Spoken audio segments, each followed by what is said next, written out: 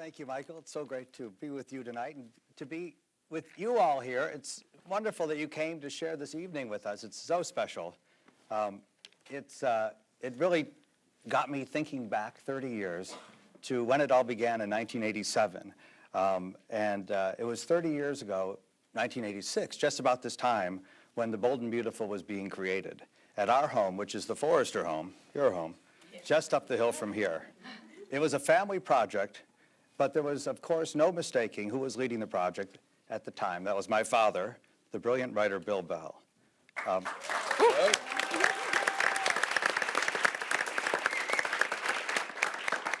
Also, my mother, a brilliant talk show host, co-creator of the show, the Oprah of her time in Chicago, who's here tonight. Brother Bill, the businessman, sister Lauralee, acting on Y&R, playing cricket. She was cricket at that time, not Christine. And me, the Y&R scriptwriter and aspiring B&B writer. We would all sit around the dinner table. It was actually TV tables in front of the TV watching Y&R, but called dinner table, to discuss the newest soap opera, which Dad had originally called Rags, which is a slang term for the clothing business. After his success on Y&R, Dad had just received the green light from CBS to replace Capitol, which had been on the air for 5 years. And at the time, we thought maybe a good run would be 8 years or 10 years. It was a magical time for the family. We had just moved from Los Angeles to Chicago. We kind of knew what we were doing. We kind of didn't know what we were doing. We counted on each other. We lived together, worked together, played tennis together, and dreamed together. And at the Forrester estate where we lived, we felt like we were on top of the world. 30 years later, now this 8th place Y&R sapling has become the most watched drama in the world. And that's a dream that would never have crossed our minds. While the results can be quantified, they're nothing compared to the journey that this cast has had and our crew, production crew, all of us together. We've traveled the world, we've married, we've divorced, I guess. We've had babies, some of us had grandchildren. We've been to each other's weddings and birthdays and funerals. Darlene Connolly's is one that immediately jumps to mind. But we've cared for each other and we've loved one another. And we are a family, along with the fans and the journalists. It's been an incredible ride. So it's great to be here in this room tonight to celebrate that. And we thank you for being here.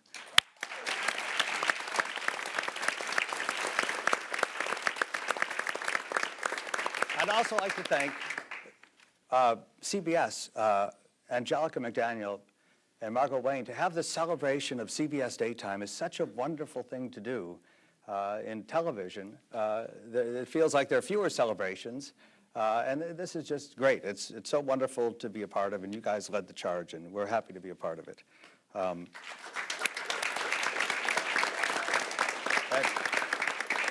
And now there's some 30-year veterans in the room. Margot Wayne from CBS, as I just mentioned, 30 years. Cindy Pop is here tonight. Cindy started as a receptionist, and now she's a star director and a producer on the show. Christy Dooley, also in the front office, now casting director, critically acclaimed for more than 2 decades. Rhonda Friedman is here, who was my right hand for so many years. How do you spell this? And she was before Google. I had Rhonda, and it was saved my, and of course, co-creator, my mom, Lee Phillip Bell, is here. None of this would be possible without Lee. Now, we're reading episode 1 tonight, and 2 people on stage who happen to be right next to me have also been here 30 years from episode 1. Catherine Kelly Lang and John McCook. Yeah. And they're playing Eric and Brooke. It's not Brooke's twin or, Eric's clone. But I like that idea. And along with with these guys, we have this stellar cast. Don Diamont is reading the role of Bill Spencer Sr., originally portrayed by Jim Storm, but now we have Don Diamont, another Bill Spencer. It's so great. Heather Tom, who's really, been across the hall all this time, and then with us, reading Katie Loken, of course. that she plays. The amazing Scott Clifton will read Ridge Forrester. Ridge Forrester tonight, who was portrayed by Ron Moss for 25 years, and now it's Torsten Kay. Jackie McInnes Wood is Caroline Spencer. She's brilliant in everything she does, so you'll see again tonight. Allie Mills is portraying Margot Lindley, Model 1, and Woman 1. Hey! Woman 1. Jacob Young is Officer Dave Reed. Darren Brooks will read the role of Thorne Forrester. And our narrator tonight is Carla Mosley. So this is really the first time we've ever done anything like this. So I'm proud to present episode 1, the table read.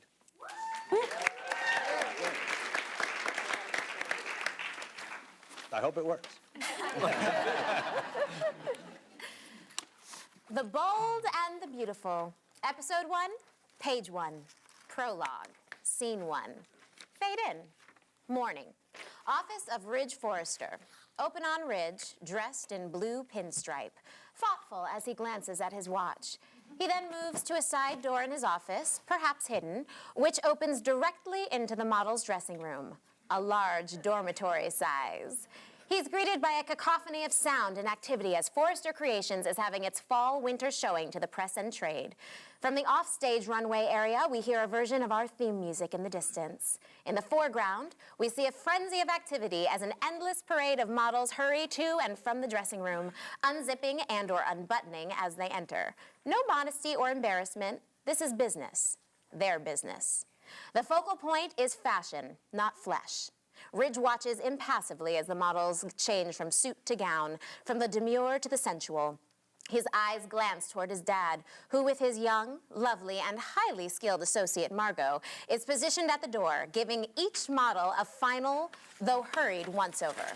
Tugging here, smoothing there, a seamstress ready for a hurried stitch or two when necessary. Presently, Thorne, more casual than his brother, as he usually is, wearing a sports coat and slacks, moves beside Ridge. As in the distance, we hear another muted, though enthusiastic, burst of applause. John, will you turn this around? I need to see it, you know. Wendy, come on. Karen, are you alive or what? I think they like it. You know, the press is free. The bottom line is the public. Will they buy it? We won't know that until August. Dad's the best there is, Ridge. Don't ever forget that. Something's missing. What? Something's missing. The line, it's flat. It doesn't turn me on. It needs more sex, more sensuality. You're vice president, big brother. If you have problems with our fall-winter collection, this is a hell of a time to bring it up. Does Dad ever listen? Has he ever been wrong? Yeah, he's been wrong. He could be wrong again. You're just waiting, aren't you? We definitely have the feeling Thorne is right, that Ridge is waiting for his dad to fall on his face. Ridge looks off, deftly sidesteps, casual as... I wonder if they've ever made it together. Who? Dad and Margot.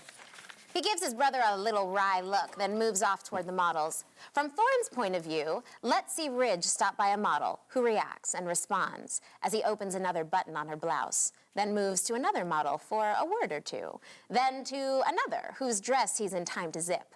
A smile, a word, a light kiss. A rapport that Thorne watches from the distance, on some levels envious and on others turned off by his older brother.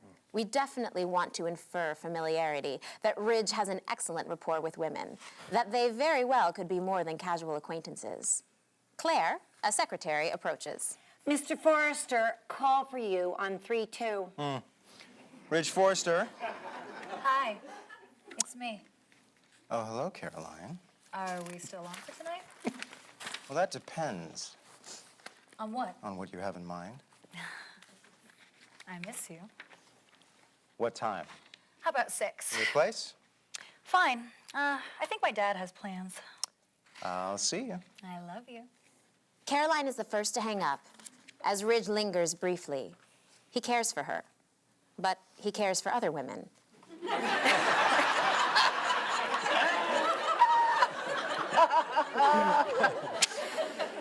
Yet, Caroline is special, possibly because she's the one woman he dates with whom he has not had a sexual relationship. She remains a challenge. He looks across the room as Thorne approaches his dad and Margot, the incessant parade of models continuing back and forth, pausing for Eric's final approval. He addresses Monique, one of the models. No. Look, these gloves are full length, please. No unfolding them, all right? Yes, Mr. Forrester.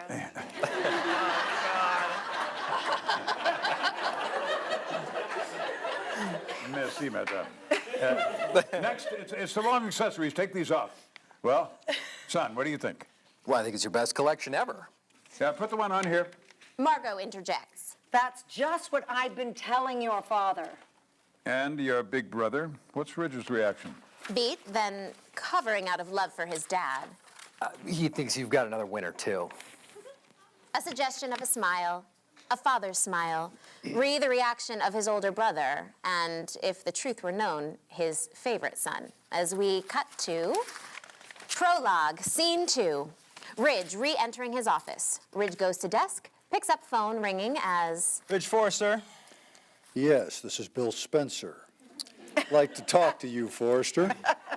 Would you come to my office? When? Now. Why? What's going on?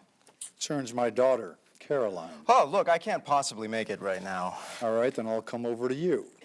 Hold on, Ridge, as he hears...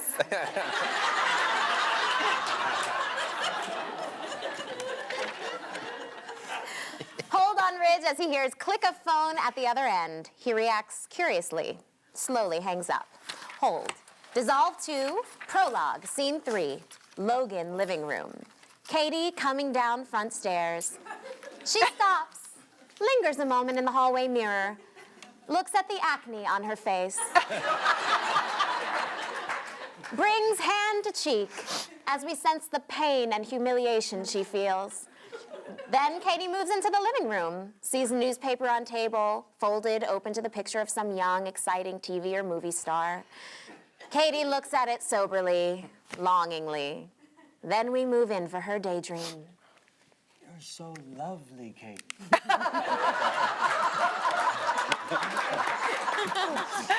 My face. All I see is you, Katie, and how beautiful you are. So beautiful. Then he pulls her closer and kisses her very tenderly. I didn't read that. How about your eyes? Then back to life. Waited 30 years. Sorry. Narrator rules. As she again looks at herself in the mirror. She looks back at the picture, deriving hope and comfort from her daydream, yet unable to ignore the reality of her complexion, which is the great tragedy of her life. As she looks at the picture, the front door opens suddenly. Katie turns, looks, reacts, sees her sister Brooke, who slams door behind her, oblivious of Katie. Her face bruised, her dress torn at the shoulder. Obviously, she's had some kind of traumatic and physical encounter. She's scared and she's mad. Damn mad. My God, what happened? Brooke leans against the door, stoic, yet very deeply shaken, as we, music up to finishing out, fade to black. Up on opening film logo, fade to black. Up on commercial number 1.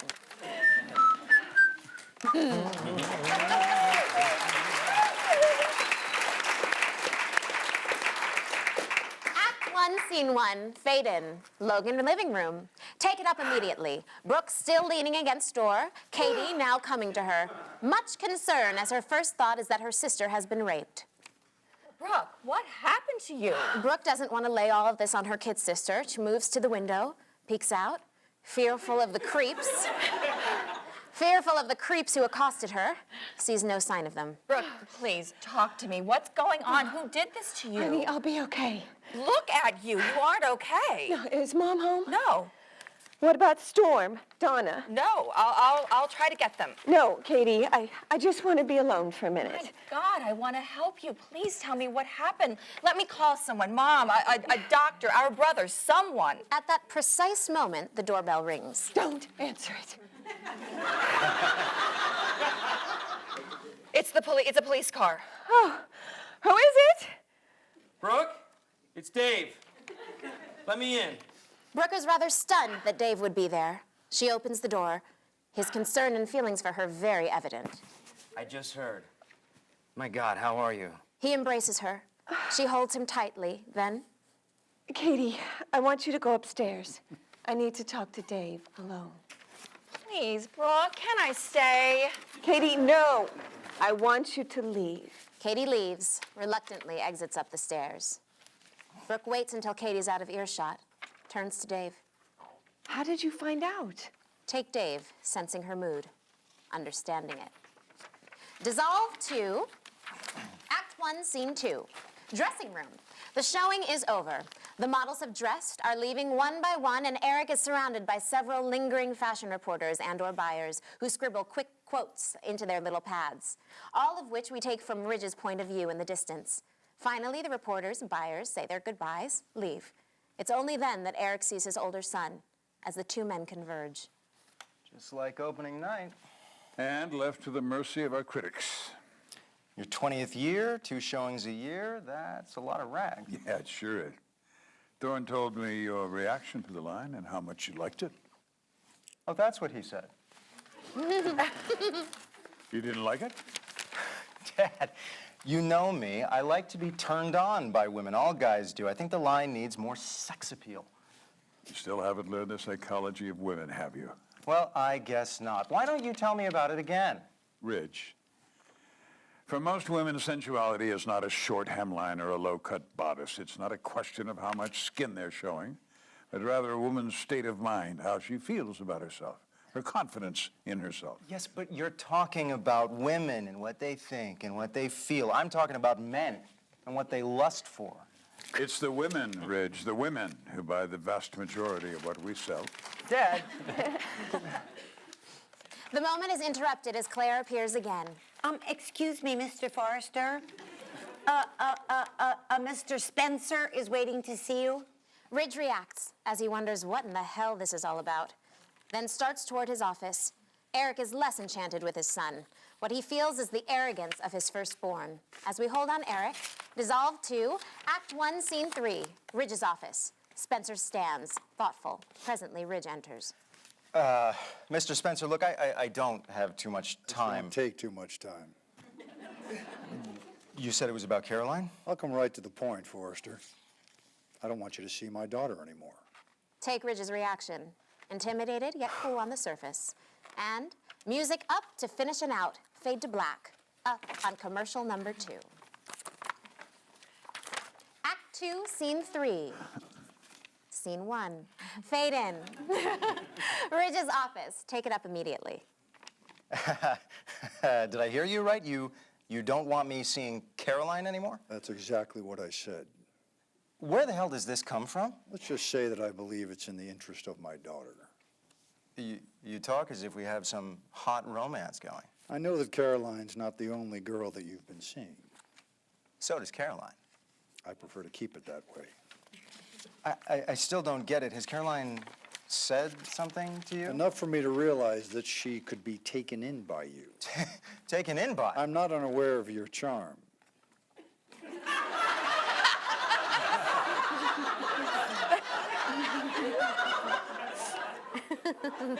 Or immune to it, but that would be another.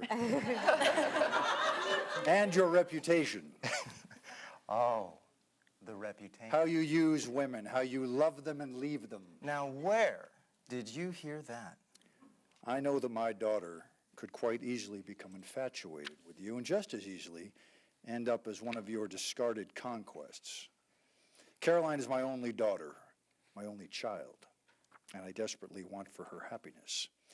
And I will do everything in my power to see to it that she does not get hurt. And that is why I'm here. Okay. Does Caroline have any idea you're here? No. She'd be damn upset if she knew. But she's not going to know because you're not going to tell her. Now, how you live your life is your business. My daughter's happiness is mine. I want you to end this relationship. Now, I understand that you'll be seeing her this evening. Before things get way out of hand, I want it over. I want it over tonight. And that is what I came to tell you. A moment of eye contact. Then Spencer turns, exits. Hold on Ridge. Cool, but intimidated. Hold. Dissolve 2, Act 2, Scene 2, Logan living room. Brooke and Dave picking them up immediately after we left them earlier. As? A witness, somebody in one of your classes, somebody who couldn't, for whatever reason, help you, reported it. Dispatched radioed me. Brooke, I have to ask you everything that happened. Everything. We feel Dave is torn apart by this. Eye contact. Her momentary reluctance to get into it. Her abhorrence, her anger, her antipathy toward all men at this particular moment. Music up to finish and out. Fade to black. Up on commercial number 3. Act 3, Scene 1. Fade in. Logan room. Take it up immediately. Brooke, you have every right to hate all men right now. But don't worry about me.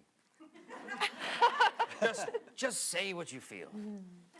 I had just left campus on my way to work, and I was on such a high. You know, that tough physics exam I was so worried about? I got an A. I'd crossed Ventura at Burton, and there was this blue van. I wasn't paying much attention. I couldn't tell if it was waiting or parked or what.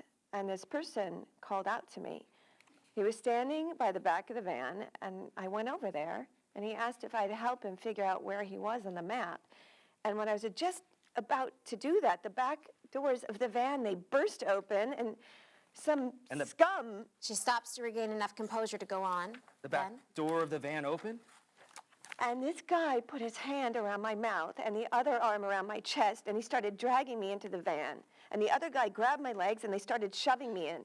And I couldn't believe this was happening. I just couldn't believe that this was happening to me. And then what? It was just such a blur. And then I was just being dragged into the van, and I fought for my life. It's over. I thought it was over, and I was going to die. And then I pulled one leg free, and I kicked the other one as hard as I could. You know where. And he screamed.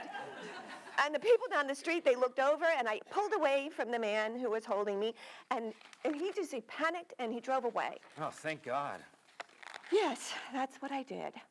Over and over and over again. I thanked God. Now, to your knowledge, there was only 2 of them, right? Yeah, I'm pretty sure. I think so. Could you identify them, Brooke? The one guy, yeah, the guy who stopped me with the map. It was a blue van. Naturally, during all of this, Dave is taking notes. A lot of rust, no windows. God, if they'd just gotten me inside. You know, this sounds like 2 guys that we've been looking for. We think they're responsible for several rapes. Get them, Dave. Get those animals, please. I've got a kid sister upstairs who I do not even want to hear what just happened to me. And she's out there walking those same streets. So is my other sister, Donna. She'll be fine. Brooke, will you go to the station house with me right now and look at mugshots? Definite moment of turmoil for Brooke. She's thinking of Katie upstairs, sees her own ripped dress. Her every instinct is to want to block the ordeal out of her mind. A little shudder. I just want to forget it all. Beat, then conviction. No. No, I will go. I want to get those bastards.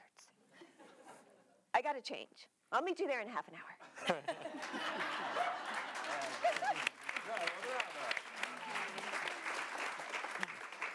Hold. Dissolve 2, Act 3, Scene 2. Spencer living room. Scene in progress between Caroline and Ridge, who, for obvious reasons, is mooded and thoughtful. Let there be no doubt but that Caroline loves Ridge, but shows restraint. Doesn't want to throw herself at him. He stands at the window of the Spencer condo looking out. Caroline brings him a drink. Nothing for herself. The question uppermost in our minds must be if and how he is going to tell her he's ending their relationship, which is precisely what's going through his mind as we join them. Ridge notices the drink, takes it. Ridge, Thanks.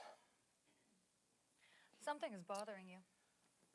I can feel it. Yes, Caroline, something's bugging the hell out of me. Now, why don't you tell me what it is? He turns to her, a moment of eye contact. Is he about to tell her?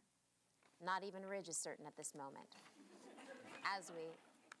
Music up to finish and out, fade to black, up on commercial 4. Act 4, scene 1, fade in, Spencer living room.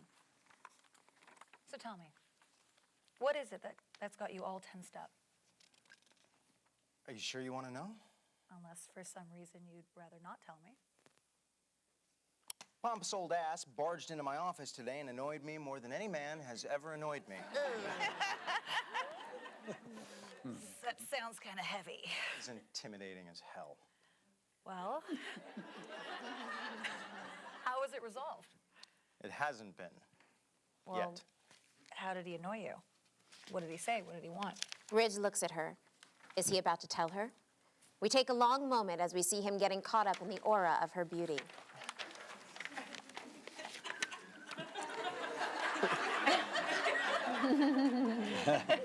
You know, I forget sometimes What? how incredibly beautiful you are. You mean when you're dating other women? Yeah. A long moment of eye contact as propinquity takes over.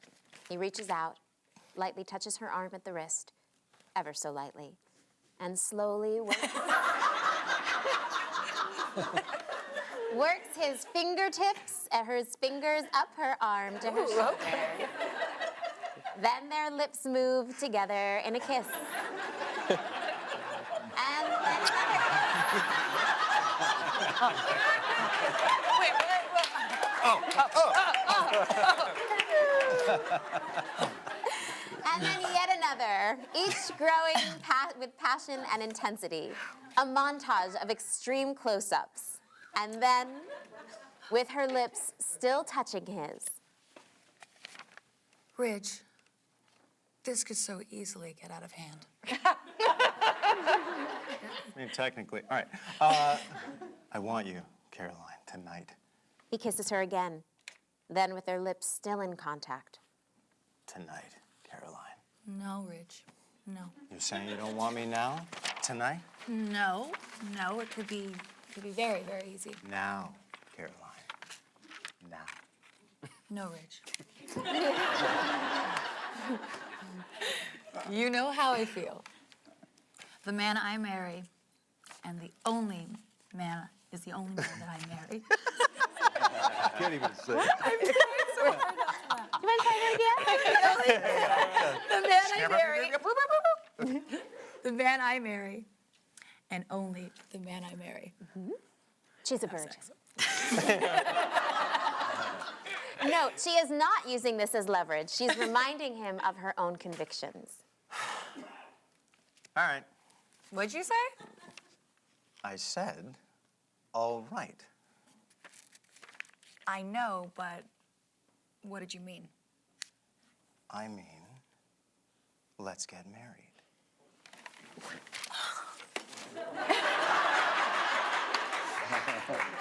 I want to marry She you, reacts, Caroline. stunned, deeply moved, overjoyed. Let there be no doubt but that he's doing this in part, perhaps a large part, to spite her old man. As music up to finish and out, fade to black, up on commercial number 5, end of episode.